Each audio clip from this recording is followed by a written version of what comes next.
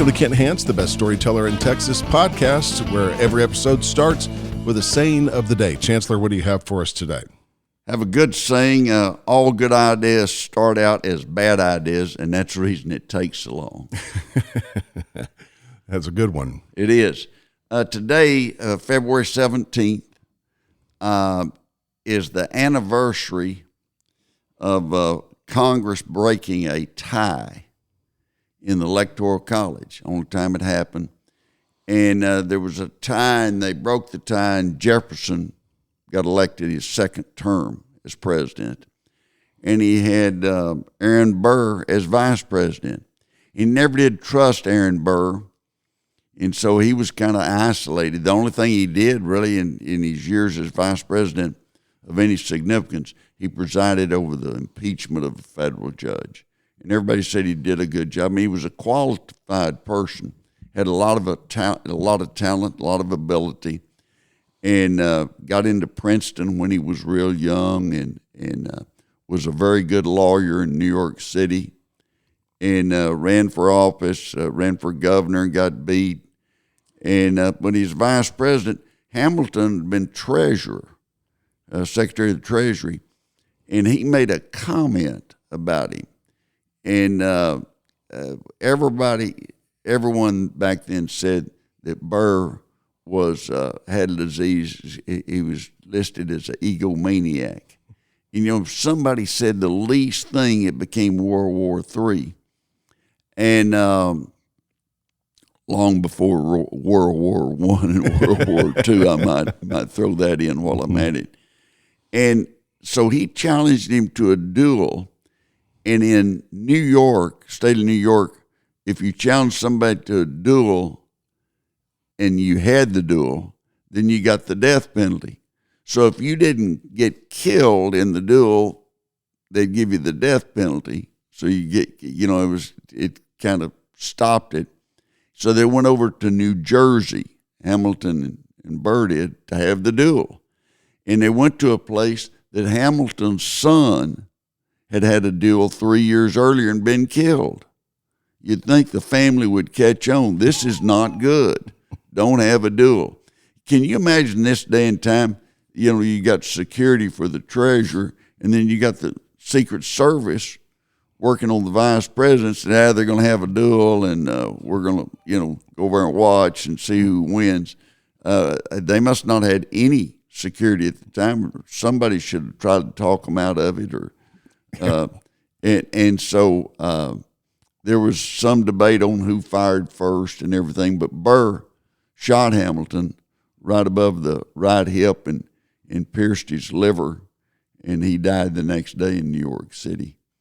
And all charges were eventually dropped. He was charged with murder in New York and in New Jersey. And so it's followed. But, he was vice president of the United States. He's out there having a dual shootout with somebody. Politics is rough in this day and time, but it's not that rough. People not J.D. Vance challenges so-and-so to a duel or something like that. It'd be crazy. And but it just tells you our country, our history is not dull. We had a lot of exciting things happen in history, but Jefferson thought he was a problem and stayed away from him and kept him away from major decisions or being involved. He went to funerals and presided over an impeachment of a federal judge, but that was about it. He wasn't big time on anything that. If he had ended up in a duel, we may have never heard of him. Yeah, he was going to run again for something, and he was trying to move up the ladder. Mm-hmm. But once he got involved in that duel, Hamilton died.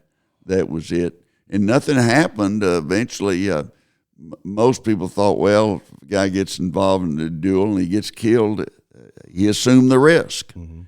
And I'm sure it's still outlawed, but in New York it was the death penalty. New York's outlawed the death penalty. You can do anything you want to. Mm-hmm. New York, you're not going to get the death penalty. So they're a very weak state when it comes to law enforcement or trying to deter crime. But they had the death penalty then if you got involved in a deal and lived through it. So they wanted to encourage people to go to other states. So that's the reason they did it. And people, they'd go over to New Jersey and have a duel. And Hamilton, bless his heart, his son got killed there 3 years earlier in a duel. And they just didn't catch on. I think, everybody said Aaron Burr was an egomaniac. The Hamilton people, the play, makes him look very smart and everything like that. And they were, but they let emotions override them when they were making a decision on what to do when somebody's challenged you to a duel. You'd say, sure, go ahead and have a duel by yourself. In today's day and time, it'd probably take them 2 or 3 months just to set the rules. And they have to set the rules. Everybody'd be cooled off by then. And then there'd be a bidding war between Fox and CNN and, who'd get to carry it live. And as they approached the neutral line to turn around and shoot, you just hear them. It'd be kind of like one of the golf tournaments when you're watching on Sunday afternoon. They'd be talking real slow and real soft.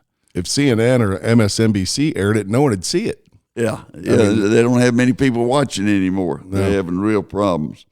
This week, Danielle Sassoon, who was acting U.S. Attorney in the Southern District of New York, resigned in protest on the drop in the case of corruption against Mayor Eric Adams, the mayor of New York City.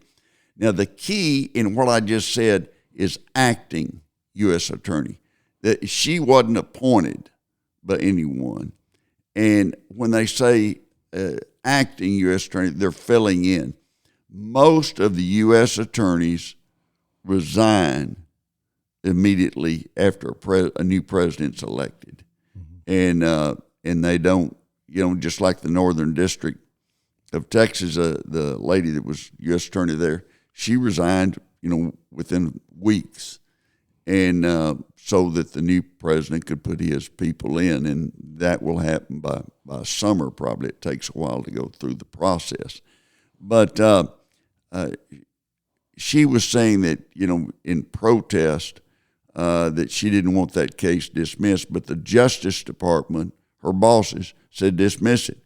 And they said, Eric Adams is working with us trying to get rid of the illegal aliens that are in jail and that are criminals, and even some of the mayors in other cities in Seattle and other places have said they agree with Trump on trying to get rid of the illegal aliens that are in jail or have criminal convictions. So even that. But I think Chicago guy and Detroit and Denver, some of them are hanging in there. No, you shouldn't be able to take these criminals away. We want to keep them here. And some of those are out on bond. And it does not make sense. Why they think that's a good issue is beyond me. It's a losing issue. It's a losing issue. Now, I saw the mayor in Chicago had a meeting and people could come talk and everything. Boy, they were all over him, the public was, of talking about, him protecting the illegal aliens that had felony convictions, and that he was doing more for them than he was his own residents there in Chicago. But they wore him out pretty well, and he stood there and listened, and you don't know what happens. But they want to make sure that Adams is enforcing Trump's laws and orders on immigration issues. And so that may be the reason. I'll never know, and maybe someday somebody will write a book about it and go into details. But Eric Adams figured out that the people in New York do not want you trying to take up for illegal aliens that are in jail on murder or something, or that are crooks. And they don't want you doing that. You better not. And the expense that goes along with it. That's what was really bothering the expense, yeah. Put them on a plane, fly them to wherever they came from, and make sure they don't get back across. The president has effectively shut the border down in Canada and in Mexico by increasing the number of troops and persuading the president of Mexico to help stop the number of people that would be coming over.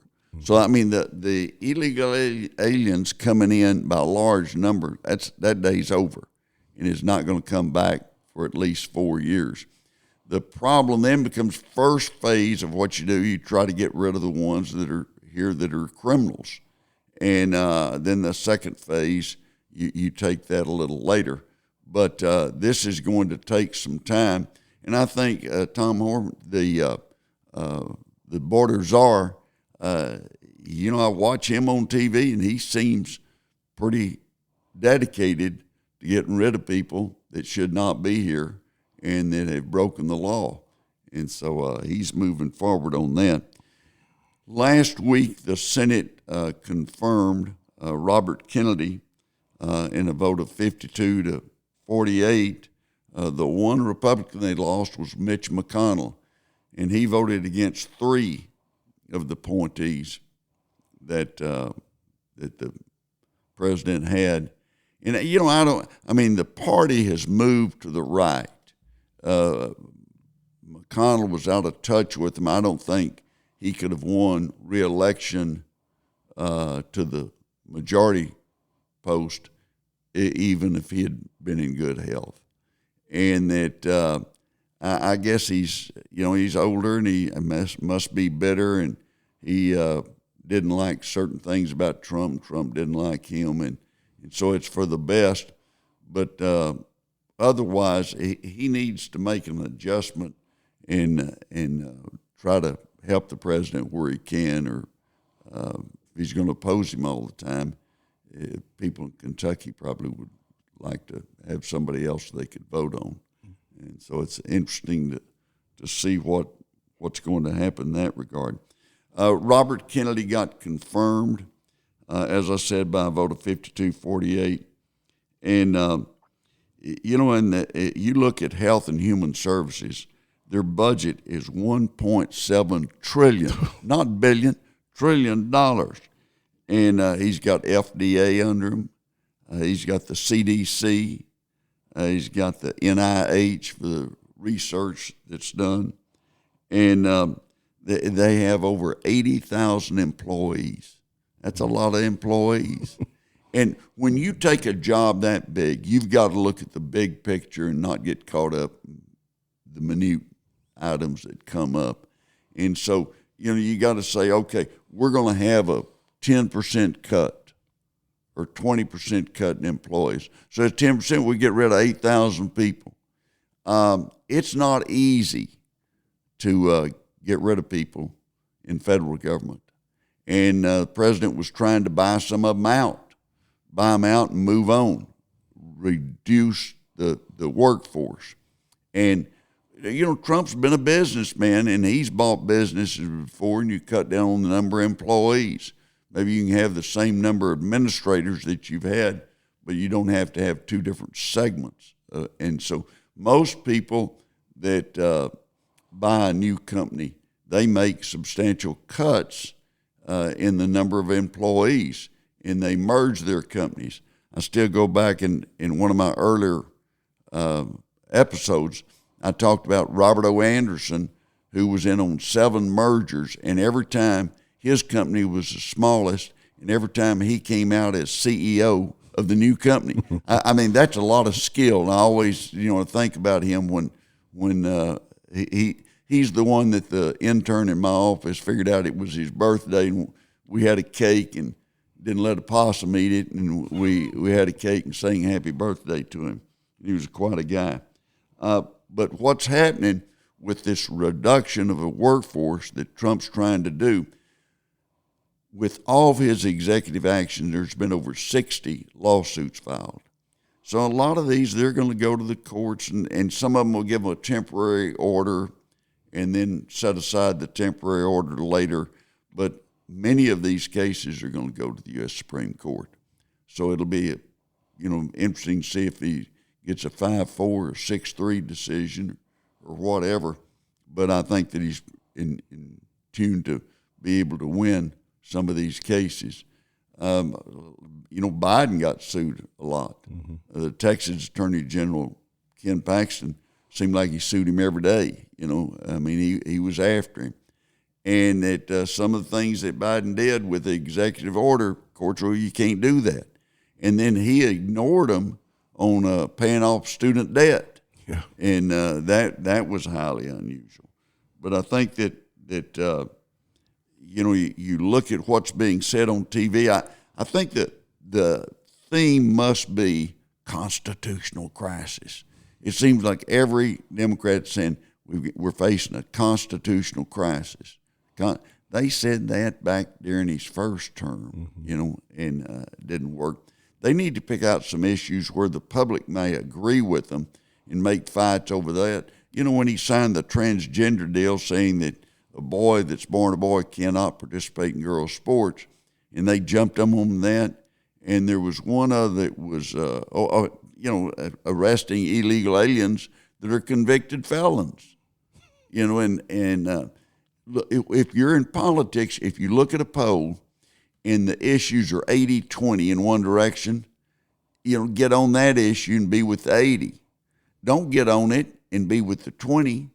And I don't know where they're coming from in that regard, but they think that's a winning issue, evidently. It's the old saying, it's at the hill you're willing to die on. Yeah. They're not picking the right hills. No, and Biden's press secretary said something about that last week, that these aren't the hills they ought to be trying to die on. And that you've had these different groups get on TV, members of Congress, and one group was singing something. I never did understand what they were singing. And those groups, if Trump were paying them to do that, he couldn't pay them enough. It helps them on the White House side for the Republicans, and I think it hurts the Democrats, which they probably ought to be quiet and wait and let something happen on the other side. The possum story I mentioned a while ago, these people came home and there was a possum. This is in Nebraska, your old stomping ground. That's right. And they came home and there was a possum in their house that was dead, or at least they thought he was dead. Possums play dead, and they take him to the vet and they have to pay a bill and everything. And he wasn't dead; he was just playing like he's dead. And he had eaten a birthday cake that they had to give to one of their kids or something.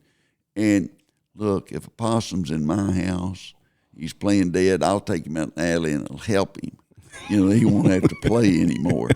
That'll probably get me a few letters from some of the PETA people. Another thing, that I got a note from a friend of mine, and it was the last time we were talking, or time before last, about the lady that died in Phoenix at her desk on a Thursday, and they didn't recognize it until Monday. And I think she thought that I was making fun of the lady, and I was not. I was making fun of the company, that they weren't organized well enough to know that someone had died at their desk, which I'm still amazed that a company could either be that calloused or that far out of it that they wouldn't know. And so it wasn't trying to defend anybody or making fun of anyone that had passed away.